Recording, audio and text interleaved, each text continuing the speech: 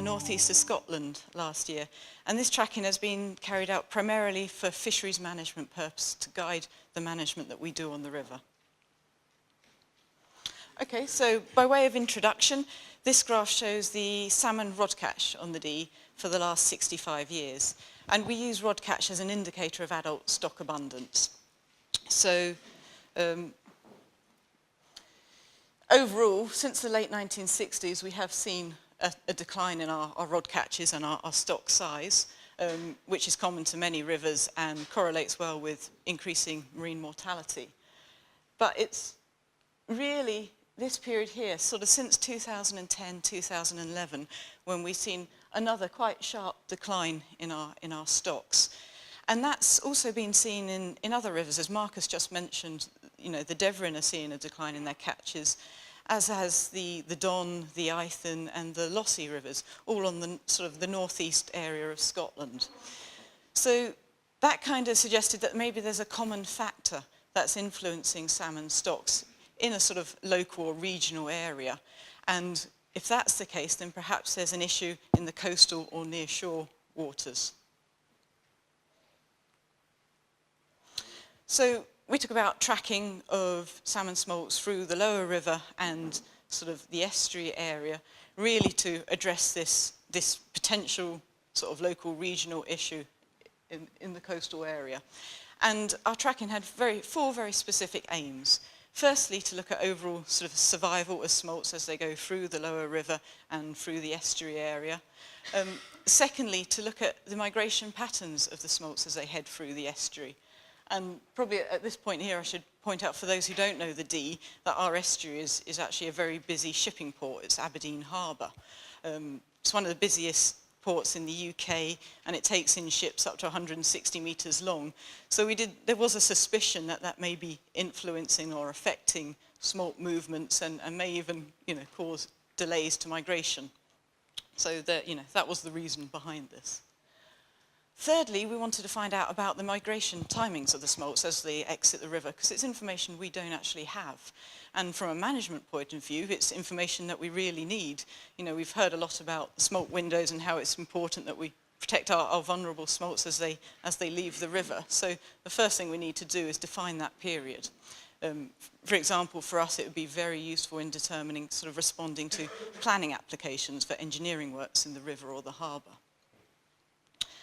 And then the fourth aim was to quantify predation impacts in this area, in the estuary and lower river. Probably aware of lots of studies, some of which showing really quite high predation rates in sort of the estuaries and coastal areas of rivers for smolts. We don't know whether that's the case on the Dee, but there's certainly a perception that number of predators have increased in recent years. So it was certainly something we had to look at. And again, from a management point of view, if we want to have sensible conversations with government about predator management and predator control, then we really need facts to go and speak to them about. So just to give you an overview, we set out to do a 3-year program of smolt tracking, and we're completely new to acoustic tracking. So last year, which was our first year, was very much a pilot study. We tagged 50 fish, and we wanted to sort of try and assess overall survival rate. But a lot of it was also about learning about the equipment and the pitfalls and just ironing out creases in the work before we moved on to the full study this year and next year. And both this year and next year, we'll be tagging 100 smolts. The aim is really sort of last year to start in the sort of lower river and estuary and then progressively move out towards the sort of the coastal area. As I said, because a big component of our study was looking at survival and looking at the impacts of predators, we wanted to tag and follow our full sizes of smolts in the river, because both survival and predation may be size related, and our average smolt size is about 12 centimetres. So because of that, we chose to use Vemco's V5 tags, which are sort of tic-tac sized, sort of smaller than the standard ones that are used at the moment, and that enabled us to tag our full size range of smolts. So this is sort of just an overview of the study area, the sort of the lower D catchment. Obviously the main stem of the D. We had 2 rotary screw traps for catching our smolts here and here, based in the bottom of 2 tributaries in the lower catchment. And then we followed the smolts, the tagged smolts, through the lower 22 miles or 37 kilometres of the lower D and into the harbour. These green dots are the receivers to detect the tagged fish. We had 6 in the river and then 12 in the harbour. And I'll bring up the harbour area sort of in a big scale. So now the pink dots are the receivers. You can see our design was mostly to put these receivers in pairs to form gates that the smolts could swim through. So we captured 50 fish, 50 smolts in the rotary screw traps. Well, we captured a lot more than that, but we just selected at random 50 smolts to tag. So we tagged the complete size range, with our smallest fish being 106 millimetres, so quite small. We allowed at least 2 hours for them to recover, and then we released them downstream of the trap and followed their movements. So out of the 50 fish we released, 46 we detected again on the receivers, but 4 we never heard of again. So we assumed that those 4 were lost due to a tagging mortality. So we ruled those 4 out, and then we focused the rest of the study on the 46 fish that we had contact with. And for some people, 46 may seem like a very small sample size, but well, 1, it's an expensive sample, and 2, it generated over 30,000 detections on the receivers, so it was still a lot of data to wade through. So our fish typically took 7 days to get down to the harbour, although the slowest fish took 3.5 weeks. But our sort of first big surprise of the tracking was that when our fish reached the harbour, sort of entered here, they all of them made it straight through and out the other end, which was a sort of 1 kilometre section of harbour that we tracked them through. They typically swam through in about 40 minutes in a single direction, no evidence of delays or any issues whatsoever. There was a single fish, because there is always one, and that sort of detoured and went around this turning basin and spent about 3 days before it finally exited, but it did as well leave, and it didn't come back. So basically all our fish went out with no bother at all, despite swimming past all these massive ships going past. And it was a surprise. We thought coming into this study that the river was the safe haven, and that the harbour area would be this gauntlet that they'd have to run and get past the predators and all these big ships and then out into the sea. But no, that wasn't the case, at least not last year. The second biggest surprise was that the river wasn't the safe haven we thought it was. 26% of our smolts never even made it to the harbour. Now, given that we had very high detection efficiencies on our receivers, like each of those gates in the harbour detected every single fish, we're very confident that it wasn't a case that these fish just swam past undetected. We believe that they never made it there. We tagged the fish when they were quite developed in the smolting process. So we've made the assumption that they didn't change their mind and decide not to migrate. And therefore we've assumed that those 26% of fish did actually die in the river. And you see that the loss rate equals 0.78% loss per kilometre of river travelled, which is almost identical to what Angus has just said on the Devon. And we didn't plan this. It's just, we didn't swap data at all until right at the end. So we think 1/4 of our smolts died in the river.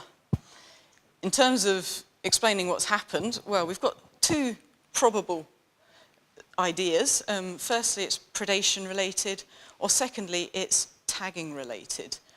In terms of predation, we have sea trout kelts and we have predatory marine fish in the harbour. We also have seals, and we have fish-eating birds such as goosandas and cormorants. So there is an abundance of predators in the lower river. We also found that the smolt survival was size related, with bigger smolts having a greater chance of surviving the river. And so that could either suggest that the survival was related to predation, with the bigger smolts avoiding predators, or it could suggest that the survival was related to the tagging, with the bigger fish surviving the tagging procedure but generally handling that better. So right now we don't actually know what the cause is, but we do hope we'll maybe get to the bottom of it this year. We also got some really useful information for ourselves in terms of the smolt migration period and this window of smolt migration that we need to protect. We found out that the fish tended to run through the harbour in the first 2 weeks of May. Their migration was predominantly nocturnal. Over 70% of the fish moved through the harbour entirely during the night time. And also their movements was related to the river flows. So this figure, the bars show the detections of the tagged fish on the receivers, and then the red line shows the river discharge. So fish tended to be running at periods when there was high flows. So right away from a management point of view, we know that if we want to sort of protect our smolts, then early May, during the night time, when there's high flows, is really the key time that we need to focus on.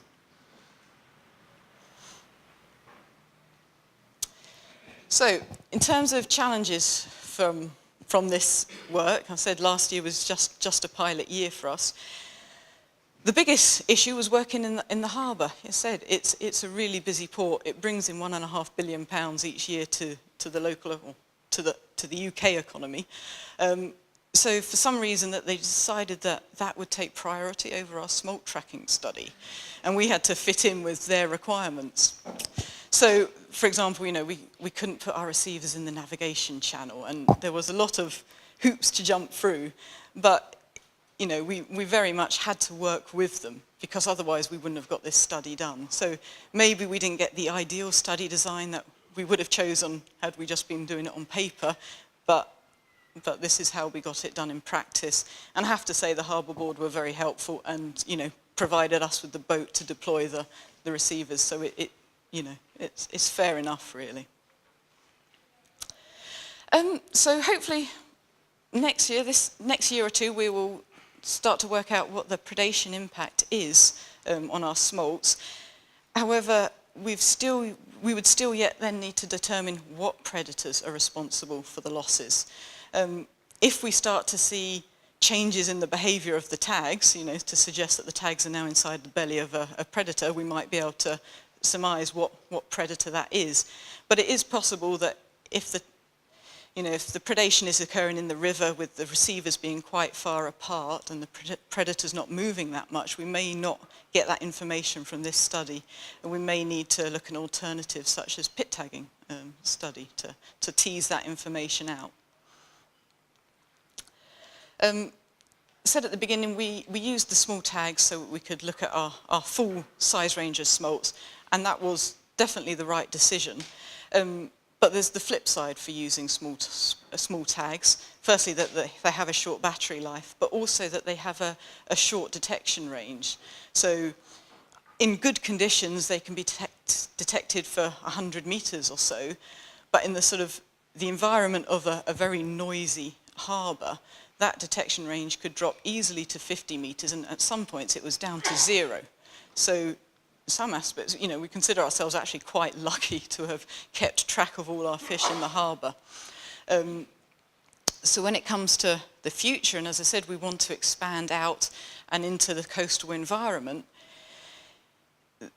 we would need to either place receivers at such high densities to have any chance of picking up our tags that it would probably be prohibitively expensive to do that.